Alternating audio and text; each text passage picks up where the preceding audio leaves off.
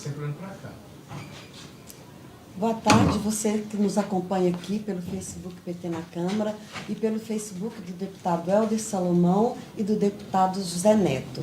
Estamos recebendo aqui no nosso estúdio de hoje dois convidados muito especiais, o deputado José Neto, do PT da Bahia, e o deputado Helder Salomão, do PT do Espírito Santo, que é também presidente da Comissão de Direitos Humanos da Câmara. Boa tarde, deputados. Boa tarde, é um prazer falar com todas e todos que nesse momento nos dão audiência.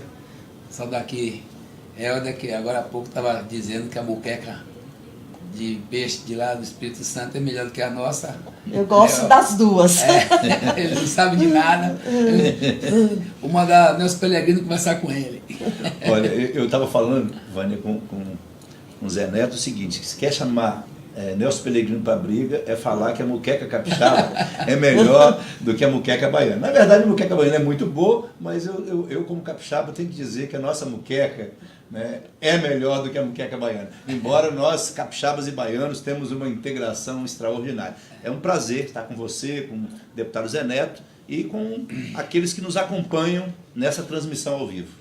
Pois hoje nós estamos aqui para falar de um assunto que está preocupando o Brasil de norte a sul, de leste a oeste, que são esses cortes da educação. E o Brasil está vendo aí, e o mundo também, que os estudantes e os professores deram a resposta nas ruas.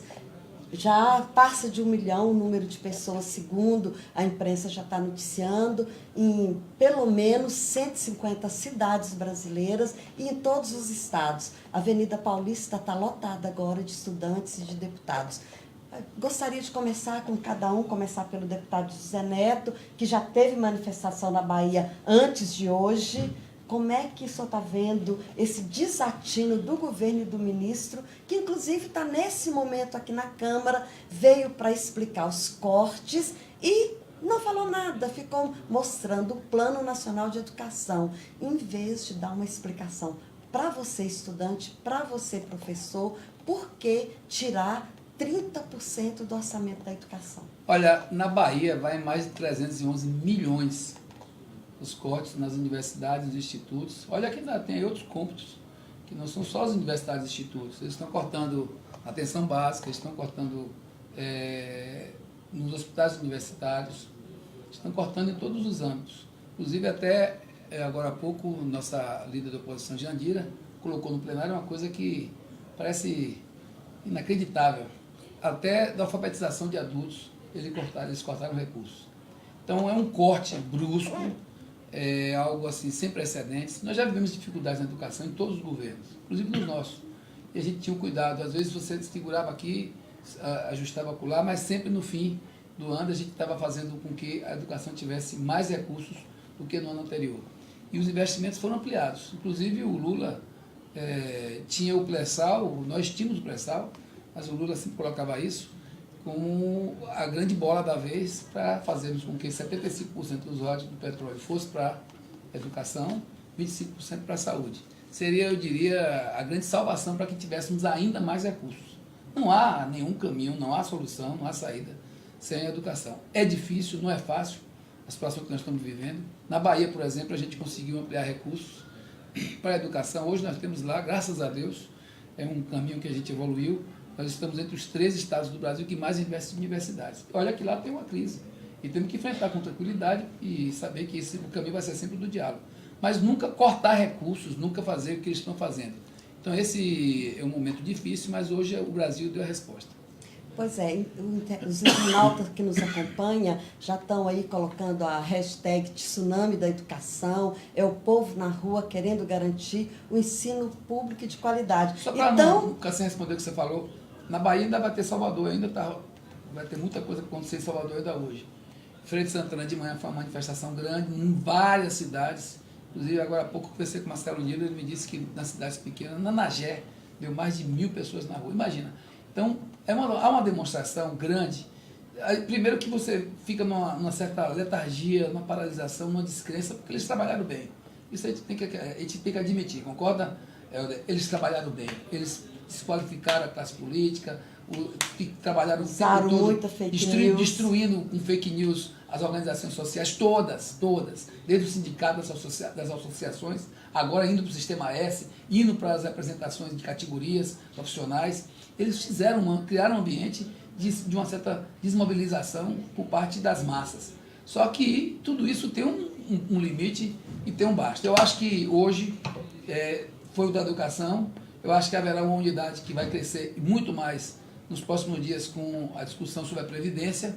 Eu vejo aqui hoje muita gente, inclusive categorias que votaram nele, que fizeram campanha para eles e que estão hoje arrependidas e vindo para cá pedir a nós assim, apoio e reconhecendo de que nos nossos governos eles tiveram muito mais espaço, muito mais alento, muito mais respeito. Eles mexeram no vespeiro, né, deputado Helder Salomão? Mexer com a educação, você mexe com a comunidade inteira, porque você mexe com o pai, mexe com o estudante, mexe com o trabalhador em educação, mexe com os professores e mexe com aquilo que faz o país crescer, desenvolver, que é a ciência, que é a tecnologia. Eu gostaria que o senhor fizesse uma avaliação desse quadro e dessa resposta nas ruas. Mexe com toda a sociedade, né, Vânia e deputado Zé Neto? Mexe com todo mundo. Porque depois do direito à vida, o direito mais sagrado é o direito à educação.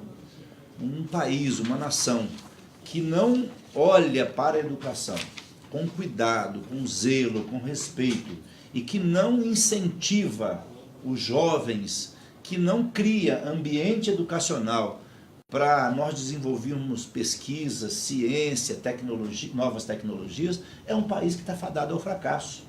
E o Bolsonaro, né, comprou briga com os professores, ele arrumou uma grande encrenca, comprou briga com os estudantes. Ele está numa encrenca danada. A verdade é que a resposta foi rápida, a resposta foi contundente, a resposta foi como foi anunciado um tsunami. Uma resposta que está deixando o governo tonto.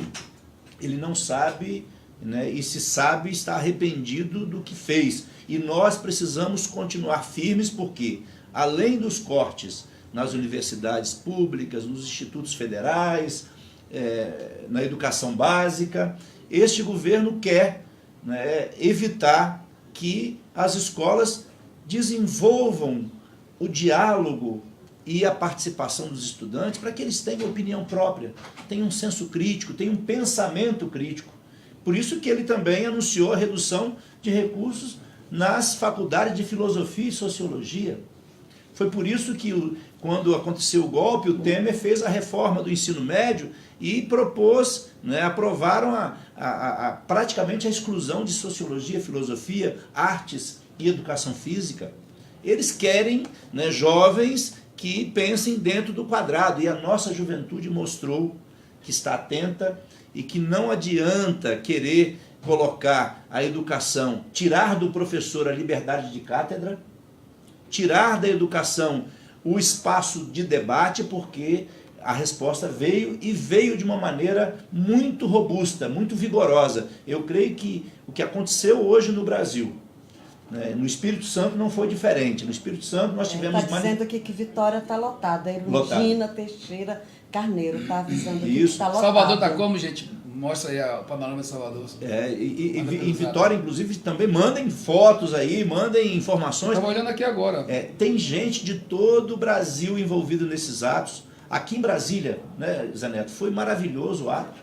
Maravilhoso. A esplanada tomada. A esplanada tomada, e para quem não conhece ainda, essa esplanada é imensa. Então, se você colocar muita gente, já parece que não tem ninguém. Então, hoje tinha uma multidão. Significa que foi um dos maiores atos já realizados aqui em Brasília. E eu queria, assim, fazer um chamamento. Vamos continuar nas ruas, em defesa da educação pública, das universidades, institutos federais, da liberdade de cátedra, do pensamento crítico, da educação crítica para a cidadania, mas também vamos continuar nas ruas contra a reforma da Previdência, porque a reforma da Previdência, ela ataca todas as áreas, especialmente as mulheres, trabalhadores rurais, mas sobretudo a educação também. Os profissionais da educação serão extremamente afetados, penalizados. E como você disse, Vânia, o ministro está aqui, nós estamos aqui fazendo esse debate, essa transmissão, e o ministro está aqui no plenário da casa. Desastrosamente no plenário. Desastrosamente, não falou nada, não explicou os cortes. E outra coisa, nós sabemos que, eu já fui prefeito também, sei que quando tem problema no orçamento, você tem que equilibrar o orçamento, mas governar é um ato de escolha. E o governo escolheu perseguir professores, tirar verbas da educação. Por que ele não tira verbas dos setores que podem receber cortes? Por que o governo não busca outros caminhos? Um governo que corta verbas da educação, como o governo Bolsonaro cortou, demonstra que ele está de costas para o povo brasileiro. E não é à toa, e eu encerro aqui a minha primeira participação, não é à toa que uma grande parte do povo brasileiro já está acordando, já está abrindo os olhos. Hoje foram para as ruas categorias que estiveram com Bolsonaro na eleição, muita gente que está arrependida de ter votado nesse presidente, e nós precisamos continuar nas ruas e também nós precisamos estar no movimento Lula livre, porque se Lula estivesse livre, primeiro que ele seria o nosso presidente da República, e o Brasil voltaria a crescer com mais educação, com mais saúde, com mais desenvolvimento e emprego. E também nós teríamos um país com perspectivas diferentes. Só para encerrar, o ato com Haddad lá no Espírito Santo, Zé Neto, na quinta-feira foi maravilhoso. É atado com essa história, viu? Muito bom. Ele foi para o Espírito Santo, ele tem que marcar a nossa lá. Mas ele vai. Com ele. Mas ele vai. Ele agora... Rapaz, você está precisando ir lá na Bahia com a gente. Foi muito bom. Muito bom, eu gostei. Um ato assim, choveu um pouco antes de começar o ato, nós ficamos preocupados achando que ia esvaziar, e nós tínhamos lá uma multidão de pessoas, de estudantes, professores, militantes dos movimentos sociais, e a sociedade querendo ouvir o professor Haddad sobre educação, sobre reforma da Previdência e sobre o Brasil que nós queremos. Isso é só o começo. Deputado Zé Neto vai dar mais detalhes aqui para a gente. Essa é uma primeira manifestação, conseguiu reunir isso tudo, e é uma prévia para o que vai acontecer em junho, que está chamada aí uma grande mobilização para o dia 14 de junho, contra essa reforma da Previdência aí, que praticamente acaba com a aposentadoria pública e solidária do Brasil. Mas o Haddad, o professor Haddad, vai percorrer o Brasil, sim, até para contrapor esse governo que está aí, Bolsonaro, e esse ministro da Educação, que são inimigos número 1 da educação. E as falas do Bolsonaro, hoje, inclusive, só bota mais gasolina, faz o povo ficar mais revoltado. Porque ele diz que são idiotas na rua, sendo inocentes úteis, sendo usados como inocentes. O negócio, as coisas não podem ser repetidas. Hoje eu estava conversando, agora meio-dia, só retificar aqui para não ficar um número fora do valor real, o corte na Bahia, só nas universidades e nos institutos, é de 211 milhões de reais. 211 milhões de reais. Sem o cômputo dos outros cortes, porque, na verdade, está se evidenciando muito os cortes que foram feitos nas universidades, especialmente na UFBA, na Universidade do Rio de Janeiro e também na de Brasília, por conta da agressão que ele também trouxe junto com esse corte. Inicialmente ele disse que estava cortando cada balbúrdia, coisa de desconectado. Aí, bom, agora, esses cortes que chegam a 211 milhões vão, claro, são muito maiores, porque cortam, como eu disse, do hospital universitário, corta da atenção básica, corta das creches, corta do atendimento final da saúde, enfim, corta de todas as áreas do que tem intervenção da educação em nosso estado e em nosso país. Não, lá no Espírito Santo a previsão do reitor da Universidade Federal do Espírito Santo, professor Reinaldo Centro Ducati, e a previsão do reitor do IFES, e lá nós temos 22 campos, o professor Jadir Pella, é que se não tiver uma reversão desses cortes, só tem verba para funcionar até setembro. Olha, se eu te contar uma coisa aqui, agora pela meio-dia eu estava conversando com um pessoal do setor empresarial, porque a gente tem que conversar com todo mundo, gente. Eu acho que a gente tem até um papel importante nesse momento, a gente não pode deixar que fique numa bolha, que a gente fale para nós mesmos. O campo progressista, o campo de esquerda, falando para ele próprio. Não, a gente tem que sair para explicar às pessoas, principalmente com relação à Previdência e essas ocorrências novas que estão acontecendo. Eu hoje estava conversando com o pessoal lá da CNI, com o pessoal do CDLs, com o pessoal das confederações nacionais, empresariais, agora meio-dia, em função de um convite feito pelo pessoal da Bahia, e o SENAC da Bahia estava aqui hoje também oferecendo um almoço, e eu fui e conversando com eles, dizendo, olha, gente, primeiro que vocês têm que entender o que é essa reforma da Previdência, que o empresariado está achando alguma parte do empresariado, parte suculenta, inclusive, de que é um grande negócio a reforma da Previdência. Porque é onde vai acabar as dificuldades e vai haver investimento. Que investimento, gente? Pelo amor de Deus. Vem aqui. Quem quer arrumar a casa para o setor financeiro internacional, pode ter certeza que não somos empresários que vão fazer isso, e nem nós, e nem os trabalhadores. Quem quer fazer isso é o próprio setor financeiro, de interesse financeiro e de especulação financeira do país. Como é que você vai tirar? Como é que você vai admitir, você que é empresário? Nós temos que abrir os olhos dos empresários do Brasil, principalmente esses que estão no interior.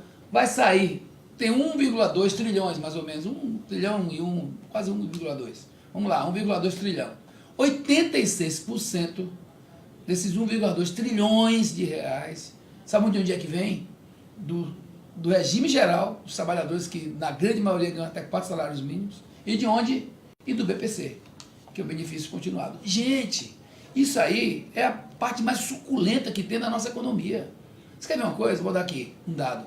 Bahia, 8 bilhões, 700 e pouco, não chega a 9 bilhões, o que vai para os municípios através do FPM, Fundo de Participação dos Municípios, que compõe uma parte importante da economia, e a administração dos municípios é feita com esse recurso. Eu diria que 96% dos municípios baianos e brasileiros depende quase que exclusivamente do FPM. É assim? Não deve ser diferente na sua terra. Não é. No Espírito Santo, 72% dos municípios recebem mais dos benefícios da Previdência do que do FPM. No caso do Brasil, o percentual é maior. Chega a 82%. O que vai acontecer? Isso que você está falando, Zé Neto, na hora que você tira esse 1,1 trilhão aí e 86% dessa poupança que o governo quer fazer vem de baixo, esse dinheiro que movimenta a economia. Você sabe quanto é que chega? Vamos lá, vamos arredondar para cima, para ajudar eles. 9 bilhões para o FPM de 417 municípios baianos. O Fundo de Participação dos Municípios, 9 bi. Sabe quanto é que chega para a Previdência? 29 bilhões. Para você ver o tamanho do valor dessa... Porque a Previdência, gente, não é qualquer coisa. Eles não podem fazer uma reforma fiscal na nossa maior política social. E outra, eles não estão preocupando com o que vai ficar de passivo. De passivo na economia, porque a Bahia, e não é diferente dos outros estados, nessa média, 81% de tudo que você tem no estado de arrecadação vem do ICMS, que depende da circulação da moeda. Sim. Onde circula dinheiro mesmo é onde se ganha até 4 salários mínimos. E é preciso que as pessoas entendam o seguinte, tem os problemas da idade mínima, do tempo de contribuição, tudo isso é muito grave. Mais grave ainda é a capitalização, porque eles querem privatizar a Previdência Pública, a desconstitucionalização, e um dos pontos é que não garante mais o reajuste pelo índice da inflação para quem já está aposentado. Acabou a política também do salário mínimo. Sim, exatamente. Já dá um tombo só esse ano de 26 bilhões. Exatamente. Agora, dentro do mercado. Isso. Agora, o que as pessoas precisam entender? Se você tira quase 1 trilhão do andar de baixo, dos que ganham até 2 salários mínimos, se você faz essa poupança e tira esse dinheiro do mercado de consumo, o que vai acontecer? Uma retração econômica nos pequenos municípios. Vai gerar uma coisa óbvia. O comércio na sua cidade menor, em todas, mas especialmente nos pequenos municípios, vai vender menos. Se vai vender menos, vai haver desemprego. A indústria vai produzir menos, o município vai arrecadar menos, vai ter menos dinheiro para fazer investimento na cidade. O ICMS dos estados vai cair assustadoramente. Ou seja, as pessoas vão adoecer mais, portanto a atenção social vai piorar. Assim, se já tem problema com regulação, com esse processo de falta de vagas nos estados, vai piorar muito mais. Porque com isso também as pessoas vão ter menos dinheiro e isso pode gerar também uma perda de espaço nos planos de saúde. A saúde pública acaba tendo que dar mais atenção, e com menos alimentação e menos atenção social, é claro que as pessoas vão adoecer mais. Sem contar com uma coisa que eu tenho muita preocupação. Quando houve essa ruptura lá em 64, houve uma ruptura do Estado que existia, uma ruptura do Estado de Direito, e houve uma mudança de paradigma. Nós vimos até 64 com um processo de ampliação das políticas sociais, de atenção social, num país que 70% estava onde? Nas pequenas cidades e no campo. É isso? Mais ou menos isso. Vamos lá? Esse país que eles querem criar essa ruptura e voltar, eles querem voltar àquela história de 30% vivem bem e o resto vive dependendo desses 30%. E a miséria, como já está aí, 7 milhões de miseráveis, rapidinho, e eles não estão nem aí. Então, o que acontece nesse momento que me preocupa é que esse país não é mais o país de 64, gente. A maior manifestação de toda a história do Brasil, sabe quando foi? Eu vi esses números. Sabe qual foram as maiores manifestações do Brasil em toda a história? As de 2013. Aquela crise que era a política urbana, a tensão social que explodiu nas ruas, que começou naquela confusão lá de São Paulo. Você lembra disso? Os 20 centavos. Exatamente, que explodiu e que as ruas foram tomadas no Brasil Mas, inteiro. Zé Neto, é bom falar dos Imagina 20 isso centavos, agora, né? esses caras estão mexendo com. Olha, é muito complexo. Mas, Zé essa Neto, tensão social agora, com a perda, com o aumento do desemprego, fragilização das economias dos municípios, quebra das receitas fiscais. Quebra das. Você foi prefeito, Helder. As receitas fiscais dependem de quê? Diretamente do consumo. A cada R$1 que você bota eles na Previdência... Eles querem retrair o consumo. Irmão, a cada R$1 que você bota na Previdência, ontem o pessoal dos auditores estavam aqui colocando isso, bota 1,36. Como o jogo deles é botar dinheiro em Brasília, ao contrário do que disseram, é trazer o dinheiro para Brasília, e esse dinheiro não vai voltar, não vai voltar para a política social. Vai haver retração. Vai haver retração. E se um dia voltar alguma coisa, sabe onde é que volta? Por infraestrutura, não é assim? Sim. Que é quando eles fazem a onda da fantasia na cabeça de alguns. E essa infraestrutura vai chegar lá, vai demorar 2 anos e meio, se for alguma coisa voltar. Zé Neto, a gente precisa ficar atento e o povo precisa forçar um pouquinho a memória e lembrar coisas recentes. Eu fui da comissão especial que discutiu a reforma trabalhista aqui. E eu lembro que a base do governo Temer, à época, insistia o tempo inteiro. Vamos votar a reforma trabalhista porque isso vai gerar emprego. Eles falaram que a reforma trabalhista geraria 6 milhões de empregos, que o trabalho intermitente geraria 2 milhões de empregos, que haveria um aumento da formalização e houve tudo ao contrário. Temos hoje aí mais de 3 milhões de desempregados. Isso. O que eles estão anunciando agora? Tem 3 semanas que eles anunciaram que a reforma da Previdência vai gerar 4,3 milhões. Mentira. A nossa reflexão aqui mostra que vai haver retração na economia, vai haver uma recessão ainda maior e vai aumentar o desemprego. Eles dizem, vai aumentar o desemprego. Ele está tirando dinheiro imediatamente. Até agora mesmo com aquela questão das Forças Armadas, eles fizeram o quê? Eles vão tirar imediatamente recursos de lá, mas eles vão, aí imediatamente eles vão colocar o quê? Um outro ganho salarial. Para alguns setores, eles não tiveram coragem de enfrentar a pauleira, que é dizer, olha, isso aqui... E olha que as Forças Armadas, inclusive, eu quero lembrar, é diferente quando a gente fala Forças Armadas, da Polícia Militar, Civil e agentes penitenciários, guardas municipais. Porque quando a gente fala Forças Armadas, pensa que está todo mundo englobado naquela situação que foram criadas vantagens para os oficiais das Forças Armadas. Não. Quem está embaixo, policial militar é vítima, policial civil é vítima. Sim, todos são trabalhadores. Os trabalhadores que estão na ponta são vítimas. Vão trabalhar mais tempo, vão ganhar menos. E corre o risco de não aposentar. E quem deu uma aula... É bom diferenciar as coisas aí. Hoje quem está dando aula de cidadania são os estudantes nas ruas. E quem deu uma aula de como governar o Brasil nos últimos dias foi o ex-presidente Lula. Nas 2 entrevistas que concedeu. Foi maravilhoso. E num dos trechos, né, das entrevistas que ele concedeu, ele disse, olha, quando os mais pobres... quando se aumenta o salário mínimo e você garante benefícios para os mais pobres, o que eles fazem com o dinheiro? Imediatamente, eles vão consumir. Claro. O que fazem os operadores do mercado financeiro, aqueles grupos que só pensam, eles vão ter mais dinheiro nas mãos, não é para colocar no mercado, não é para aumentar o consumo, é para ganhar dinheiro sem tirar, né, a bunda do sofá.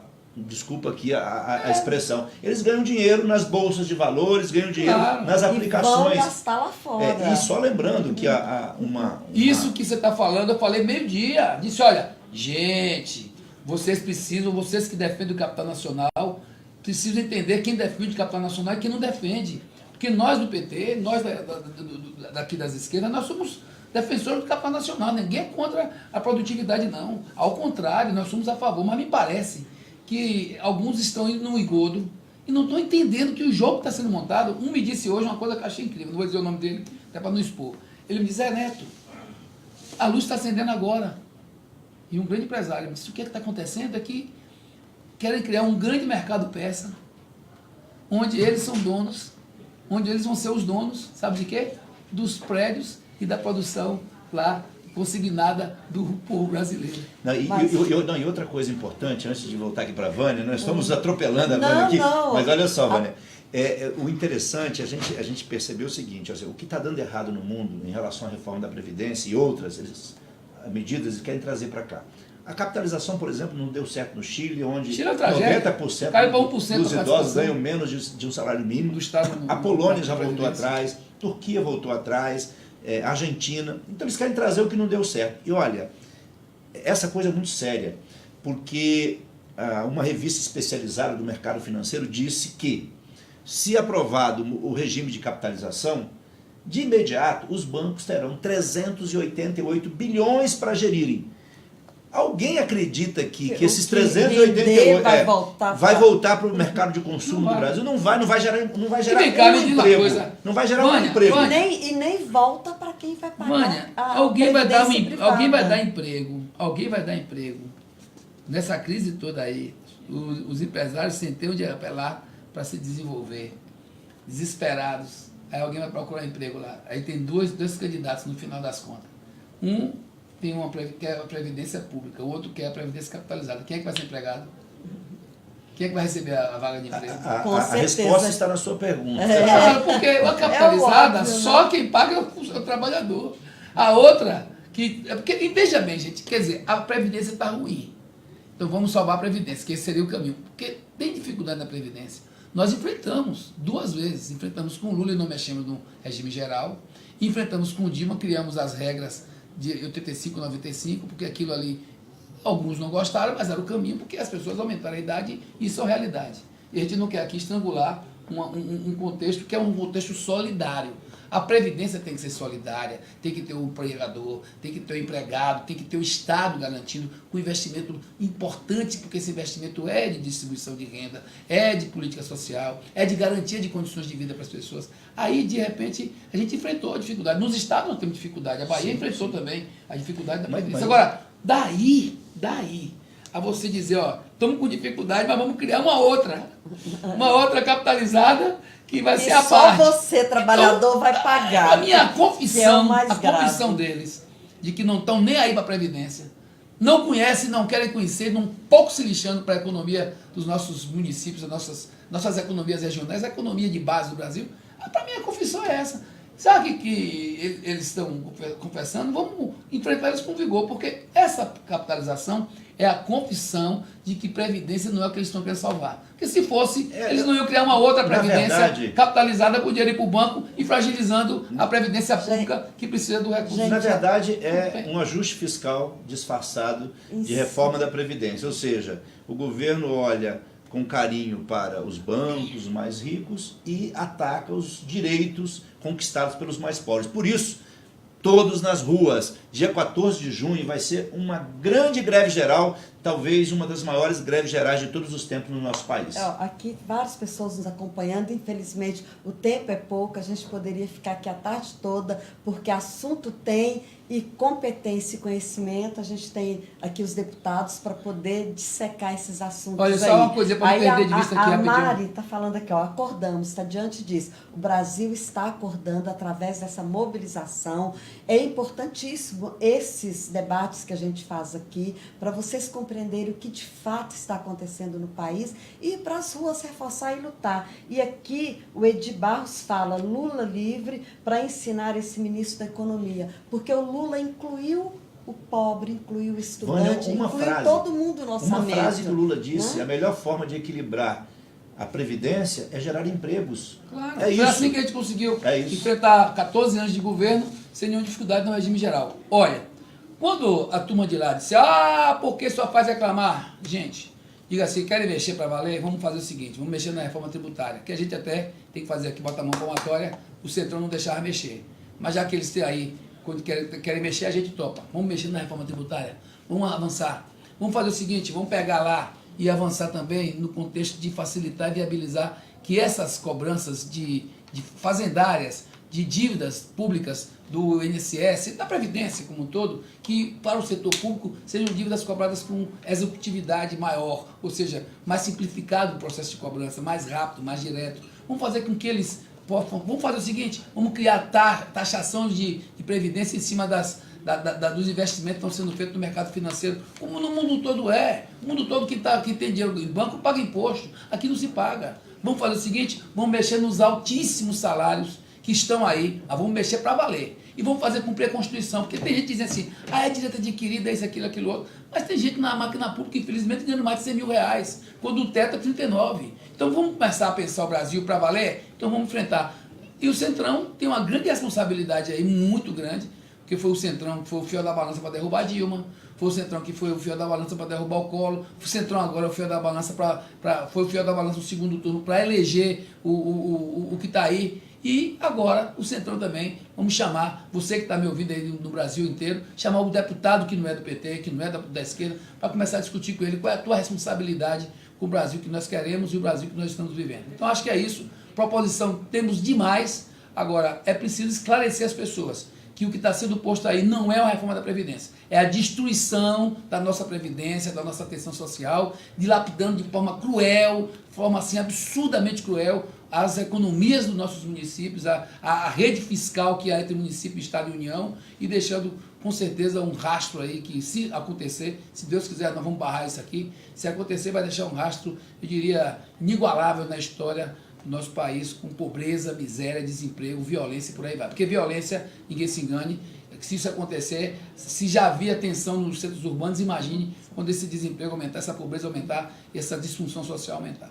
Antes de encerrarmos, vou passar a palavra aqui também para o deputado Helder Salomão, para fazer as considerações finais e chamar o pessoal para as ruas para o dia 14 de junho e também para Lula Livre. Bom, eu quero agradecer por esse momento ao deputado Zé Neto, a você, Vânia, e a esse espaço que é fundamental para nós dialogarmos com a população brasileira. O momento é grave, por isso a greve, né, a greve de hoje da educação, mas que abrangeu vários segmentos da sociedade. A convocação para a greve geral de junho, ela é fundamental, porque não está em jogo uma disputa ideológica em relação à educação e à Previdência. Claro que tem o conteúdo ideológico em tudo que nós fazemos, mas há sim uma intencionalidade do governo de tornar o Estado cada vez menor, é mudar a concepção de Estado, deixar o mercado regular, e o mercado não se preocupa se você não tem remédio em casa, não se preocupa se o combustível está com preço mais alto, se a botija de gás está mais cara, o mercado se preocupa se ele vai ter retorno financeiro. E um modelo de estado de bem-estar social que nós temos hoje no país está sendo destruído por esse governo com essas medidas que retiram do Estado o papel fundamental de garantir a dignidade das pessoas. Então não a reforma da Previdência, porque ela não é uma reforma da Previdência, ela é um ajuste fiscal que vai retirar dos pobres e manter o privilégio dos ricos, é um ajuste fiscal que não combate a sonegação, quando na verdade nós deveríamos estar discutindo a reforma tributária, de fato, Zé Neto. A reforma tributária e a reforma fiscal. A reforma fiscal para quem ganha mais pagar mais e quem ganha menos pagar menos, e fazer justiça tributária e fiscal no nosso país. Vamos continuar mobilizados nas ruas e fazer o que os estudantes em especial fizeram hoje. Deram uma aula de cidadania para o povo brasileiro. E o nosso lugar é aqui no parlamento, mas é sobretudo nas ruas desse país. Muito obrigado, deputado Zé Neto, muito obrigado, deputado Helder Salomão. E só o seguinte, Lula livre. E Lula livre, você que Lula livre. Você que nos acompanha, entra lá no Facebook sempre do deputado Zé Neto para acompanhar o trabalho legislativo dele, entra no Facebook do deputado Helder Salomão e veja a atuação parlamentar dele aqui, e entre também no site do PT na Câmara, que você vai ver que nós temos aqui uma bancada poderosa trabalhando por seus direitos. E vamos compartilhar, né? Compartilhe sempre e informação, precisa muito de informação. Muito obrigada e até a próxima. Um abraço. Valeu, gente. Valeu. Lula livre. Isso aí.